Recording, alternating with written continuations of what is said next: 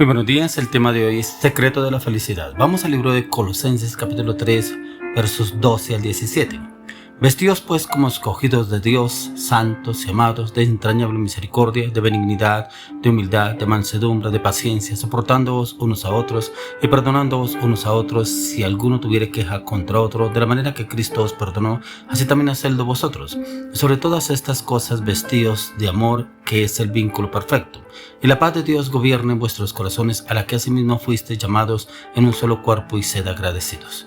La palabra de Cristo mora en abundancia en vosotros, enseñándoos y exhortándoos unos a otros en toda sabiduría, cantando con gracia en vuestros corazones al Señor con salmos e himnos y cánticos espirituales.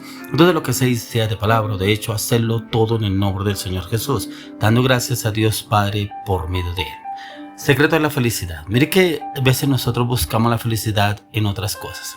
Para algunos la felicidad es casarse, otros tener hijos, otros cambiar de casa, otros cambiar de apartamento, otros cambiar de carro, otros viajar, otros poder comprar cosas nuevas, otros un ascenso, un proyecto, otros adelgazar, otros poder reformar su cuerpo en alguna manera, de alguna forma. Pero encontramos que la felicidad está en Dios.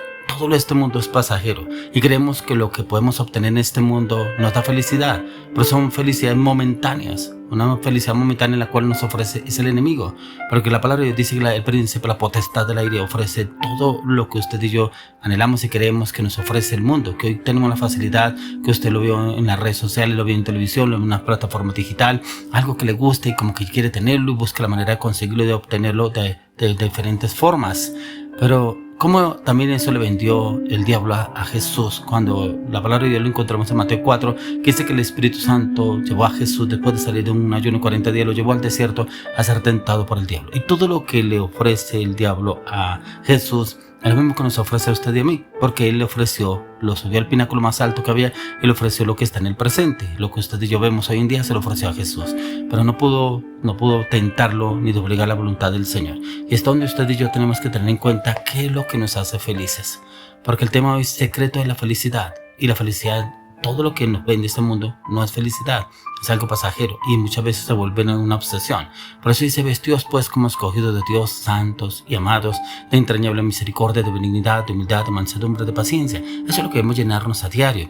De pronto todavía somos soberbios, chismosos, mal hablados, malintencionados, soberbios, altivos. Debemos pedirle al Señor: llévanos, Señor, a ser humildes, mansos, de mansedumbre, de paciencia. Pero también dice: soportándoos unos a otros, perdonándoos unos a otros, si uno tuviere queja contra otro, de la manera que Cristo os perdonó, así también hacedlo vosotros. ¿Cuánto nos cuesta perdonar a nosotros? Muchas veces lo hacemos como dijo el profeta Jeremías: este pueblo de labios me honra, pero está lejos de Dios. Un mensaje que Dios envió al profeta Jeremías a decirle al pueblo de Dios que este pueblo lo honraba él de labios hacia afuera, pero realmente no estaba en el corazón de él, porque no cumplía los mandamientos del Señor. Y a veces somos usted y yo así. Dice que alabamos, adoramos, glorificamos, exaltamos a Dios, conocemos la palabra, le hablamos a otras personas de Dios, pero realmente sí está en el corazón o solamente es de labios hacia afuera, porque ni siquiera soportamos unos a otros. Dice que también si tuviera queja contra otro, de la manera que Cristo os perdonó, así también hacerlo nosotros. Mire que cuánto nos cuesta perdonar a los otros, a nuestros semejantes, y eso lo debemos llevar primeramente a la oración. Pedirle al Señor que me ayude a perdonar. Yo necesito perdonar a esa otra persona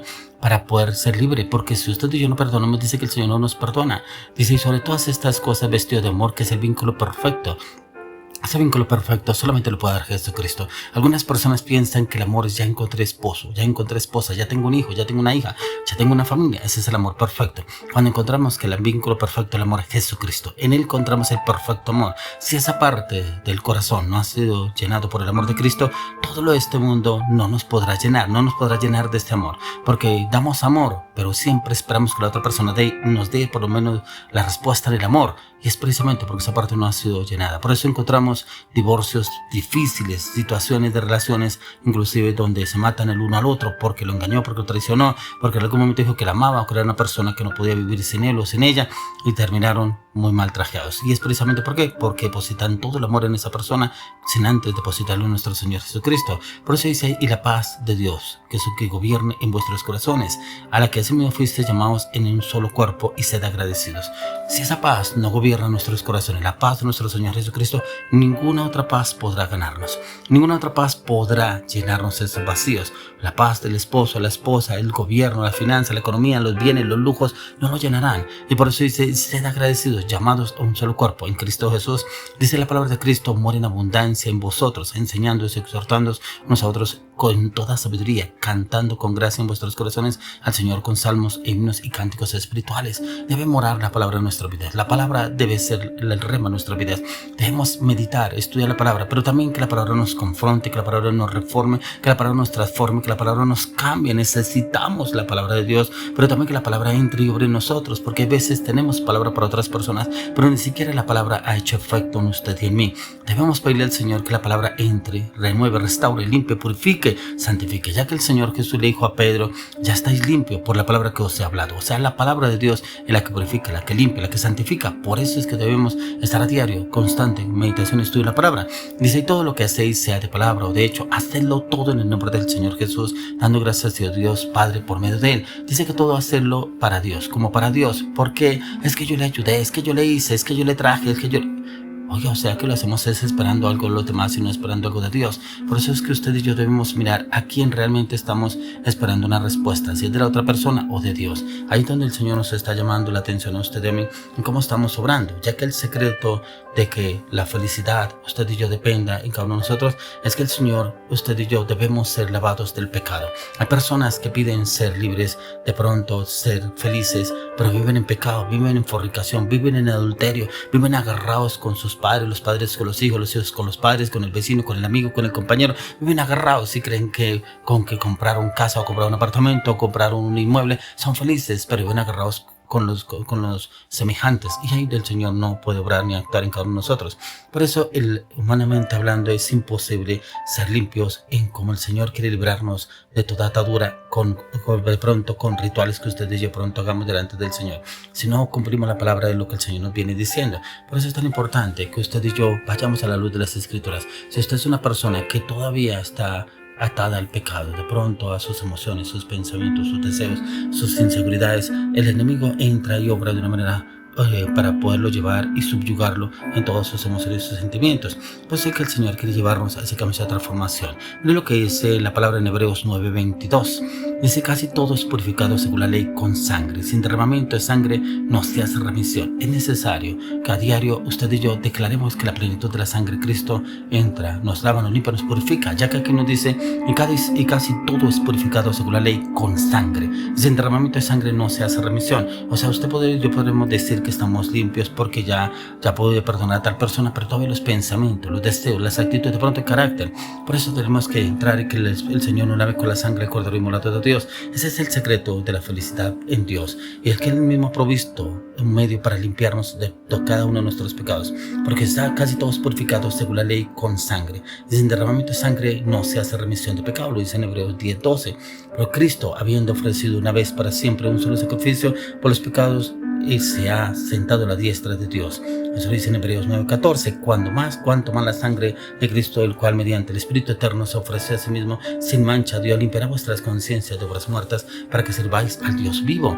Es importante que entendamos que usted y yo debemos ser limpiados con la sangre del Cordero inmolado de Dios, que nuestra conciencia debe ser lavada, purificada, santificada por la sangre del Cordero inmolado de Dios, porque a veces tenemos las intenciones, el deseo de perdonar a esa persona, de pronto de olvidar cosas del pasado, de cambiar mi carácter, mis actitudes, mis pensamientos, mis palabras, mis acciones, mis decisiones, pero a veces solamente se quedan en deseos, en sentimientos, en pensamientos, pero muy difícil llegar al hecho, y es por eso ahí donde debemos entrar a la oración, pedirle al Señor, como lo dice aquí en Hebreos, que sin derramamiento de sangre no hay remisión de pecados. Señor, yo necesito que tu sangre me lave, me purifique, me redima, me restaure, me libere, me sane, me santifique. Yo quiero ser libre de la opresión, de la angustia, de la incertidumbre, aún poder perdonar, Señor, a esas personas que me han hecho tanto daño, que yo de pronto también he propiciado también esa falta de perdón hacia esas personas, y de pronto esas personas hacia mí. Es podernos ver usted y yo a la luz de las Escrituras, que es lo que nos dice el Señor. ¿Cómo está su situación frente al Señor?